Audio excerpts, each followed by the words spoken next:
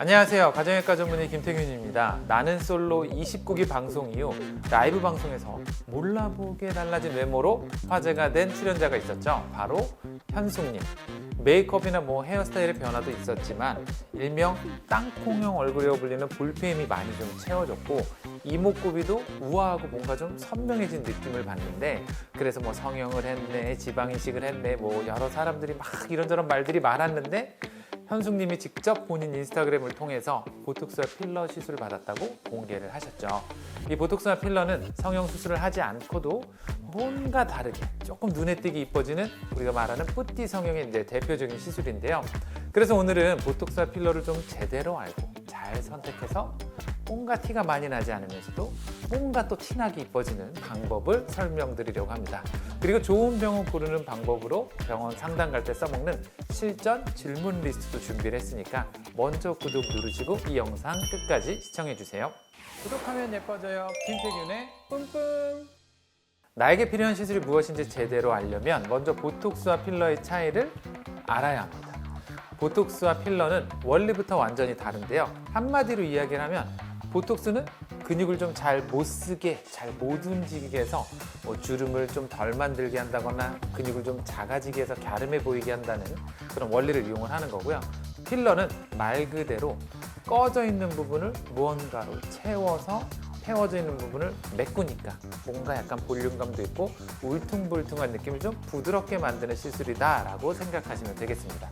보톡스는 이제 근육의 신경 전달을 막아서 근육을 덜 움직이게 하기 때문에 표정을 지을 때 우리가 생기는 주름들, 이마주름, 미간주름, 이렇게 찡긋하는 콧등주름, 이렇게 웃을 때 눈가주름, 이렇게 눈밑에 생기는 눈밑주름, 턱 끝에 자갈떡 생기는 자갈떡주름, 입꼬리를 좀 잘 올라가게 하는 입꼬리주름, 입꼬리 보톡스 등등 굉장히 많은 이제 시술들을 받고 계시는데요. 보통 이제 시술은 한 4개월이 넘어가면 한 번씩 반복을 좀 하라고 권유를 드리고요. 좀 효과를 좀 이어가는 느낌.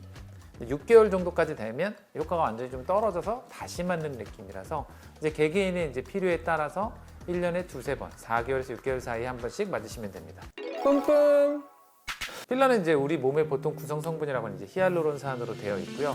이 히알루론산이 수분을 끌어당겨서 꺼져 있는 곳에 볼륨을 좀 채워주는 형태를 만들어주는데, 이제 요 팔자주름, 제일 많이 하시는 거, 눈 밑에 꺼짐, 그 다음에 여기 이제 앞광대, 앞볼이라고 하는 이 부분이 이제 가라앉아 있거나 이제 뒷볼, 이게 땅콩형 제일 많이 하는 게 이제 광대가 나오고 여기가 들어가서 이렇게 땅콩처럼 이렇게 됐다라고 해서 이제 요 뒷볼, 그다음에 이마에 꺼짐, 요 관자 꺼짐, 그다음에 턱이 약간 잘려 있는 듯한 삼각형의 꼭지점이 이렇게 와서 만들어져야 되는데 이게 일자로 끊어졌을 때 약간만 잡아줘도 이렇게 굉장히 V라인처럼 보일 수 있거든요. 부위에 따라서 이제 약간 필러의 단단한 정도, 결합력 정도를 다른 걸 사용을 하게 되는데 제조사별 그다음에 그런 결합력 정도에 따라서 6개월에서 1, 2년까지 유지가 된다고 하죠. 1, 2년까지 막 길게 이렇게 확 그 좋은 느낌으로 가는 게 아니라 점차 조금씩 줄어드는 이제 느낌이 된다고 생각하시면 됩니다. 문제는 이제 내가 이걸 잘못 맞으면 뭔가 표정이 어색해지거나 막 얼굴이 이렇게 빵빵해지는 거 아니냐 막 이렇게 이야기를 하시는 분들이 꽤 있는데 꼭 그런 거는 아니고요. 내가 나 이런 데가 신경 쓰이는데 여기엔 보톡스가 필요하냐 필러가 필요하냐 일단 구분이 좀 필요하고요. 또 어떤 부분은 또 같이 맞는 게 도움이 될 수도 있습니다. 일단 팔자주름은 생기는 원인이 이렇게 얼굴이 자꾸 흘러내려가죠.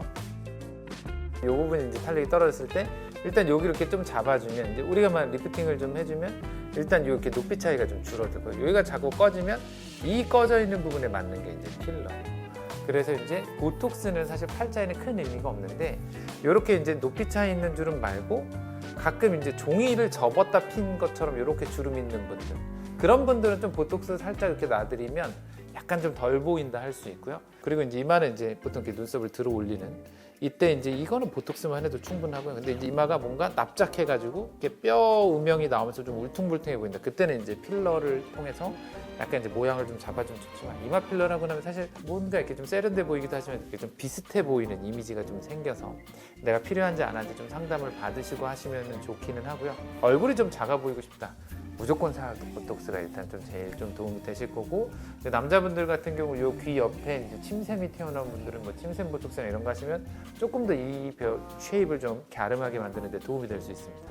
그리고 이제 약간 무턱 경우에 이렇게 턱끝을 약간 이렇게 잡아주면 삼각형 끊어진 걸 이렇게 이어주면서 되게 이렇게 쫙 갸름해 보이는 느낌을 낼 수 있어요. 여자분들이 좀 많이 좋아하시는 거고. 그리고 이제 또 땅콩형 얼굴이 고민이면 이제 여기를 채워준 뒷볼 필러. 얼굴이 되게 옆으로 넓어지지 않고 되게 부드러워지거든요. 그래서 많이 만족도가 좋은 필러고, 또 피곤해 보이고 나이 들어 보이면 눈 밑에 꺼짐이 생겼을 때 얘 눈 밑을 살짝 부드럽게 해주는 눈 밑 필러, 뭐 악강대 필러 이쪽을 좀 섞어서 해주면 좀 도움이 될 수 있습니다. 보톡스 필러가 처음이시면 일단 가볍게 보톡스로 시작해 보시면 좋습니다. 보톡스는 가볍게 경험해 볼 수 있는 시술이라 생각하시고, 보통 어떻게 설명드리냐면 내가 자주 가는 식당에 새로운 메뉴가 나왔어요. 먹어볼 수 있잖아요. 그 정도의 약간 정말 가벼운 시술이기 때문에 너무 큰 부담은 느끼지 않으셔도 되고요. 특히나 요즘 굉장히 많이 저렴해졌고, 또 그 대비 효과가 또 굉장히 만족스럽기 때문에 일단 보톡스를 경험해 보시기를 추천드립니다. 그리고 중요한 건 내가 조금 좀 병원을 선택함에 있어서 좀 잘하는 병원인지, 내가 좀 이제 안심하고 맡길 수 있는 병원인지 이렇게 좀 선택하는 것도 굉장히 중요한데요. 그래서 병원 갈 때 좀 써먹을 수 있는 실전 질문 리스트를 알려드리려고 합니다.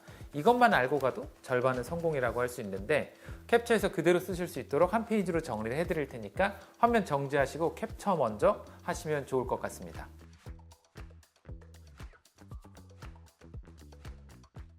먼저 원장이 직접 상담하고 디자인은 병원을 추천을 드리고요. 상담할 때 거울 보면서 포인트도 체크해주고 디자인을 좀 하는지 확인해 보시고요. 상담할 때 굳이 지금 제 얼굴에 안 해도 되는 부위는 어디예요? 뭐 이런 질문도 한번 해보셔도 좋습니다. 좋은 답변은 여긴 아직까지 괜찮다, 이건 나중에 해도 된다, 이런 답변을 들으시면 좀 좋은 병원인가? 라는 생각을 해보실 수도 있고요. 보톡스나 필러 중에 뭐가 맞는지 물었을 때도 어떤 근육의 움직임, 어떤 구조, 이런 꺼짐, 이런 변화까지 설명을 드린다면 조금 더 좋은 병원이라고 할 수 있겠고요. 좋은 답변은 최소 용량으로 어느 정도 이렇게 변화가 나타날 수 있는지 물었을 때 소량 기준으로 설명하고, 이렇게 해서 조금 아쉬우면 추가해 나가는 그런 방법으로 이제 추천을 해드리는 병원을 선택하시면 좀 더 도움이 될 수 있습니다. 그리고 이제 나는 혹시나 이런 걸 했을 때 내 얼굴에서 제일 하면 안 되는 부위가 망하는 부위가 어디냐 이렇게 물어봤을 때도 그렇게 콕 집어서 이야기를 했을 때 이런 부분은 진짜 안 하는 게 좋다, 이런 식으로 이제 솔직하게 이야기하는 병원들을 선택하면 또 도움되실 수 있습니다.